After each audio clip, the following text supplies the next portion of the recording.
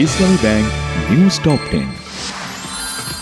জাতিসংঘ সাধারণ পরিষদের সভাপতি পদের লড়াইয়ে ওআইসির বিভিন্ন দেশ বাংলাদেশকে সমর্থন দেবে ও প্রচারণা চালাবে, সৌদি আরব থেকে ফিরে জানালেন পররাষ্ট্রমন্ত্রী ডক্টর খলিলুর রহমান। সরকার আইনসঙ্গতভাবে ফ্যাসিস্টদের বিচার করতে বদ্ধপরিকর, জানিয়েছেন আইন, বিচার ও সংসদ বিষয়ক মন্ত্রী অ্যাডভোকেট মোহাম্মদ আসাদুজ্জামান। 10 মার্চ বগুড়ার সদর উপজেলায় ফ্যামিলি কার্ড কর্মসূচির উদ্বোধন করবেন প্রধানমন্ত্রী তারেক রহমান, জানিয়েছেন স্থানীয় সরকার প্রতিমন্ত্রী মীর শাহ আলম।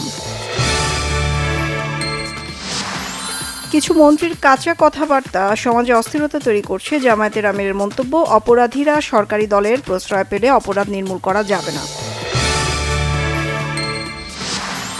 রাজনৈতিক দল হিসেবে দ্বিতীয় বছরে পা রাখল জাতীয় নাগরিক পার্টি এনসিপি। 1 বছরে জুলাই গণ অভ্যুত্থান ও জন আকাঙ্ক্ষা বাস্তবায়নে আপোষহীন ছিল দলটি, বলেছেন আহ্বায়ক নাহিদ ইসলাম।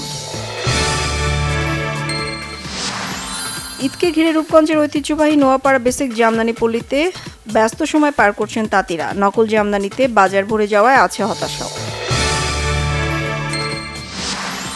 নরসিংদীর মাধবদীতে কিশোরীকে ধর্ষণের পর হত্যার ঘটনায় প্রধান আসামি নুরা গাজীপুর থেকে গ্রেফতার, কঠোর ব্যবস্থা নেওয়ার আশ্বাস স্থানীয় এমপির।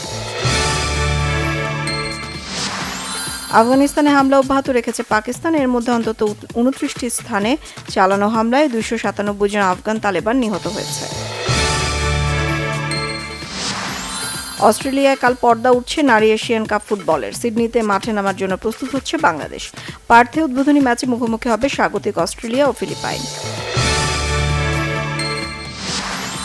টি-20 বিশ্বকাপে ইংল্যান্ডের জয়ে টিকে থাকলো পাকিস্তানের সেমিফাইনালের স্বপ্ন। কলম্বোয় নিউজিল্যান্ডকে 4 উইকেটে হারিয়েছে ইংলিশরা।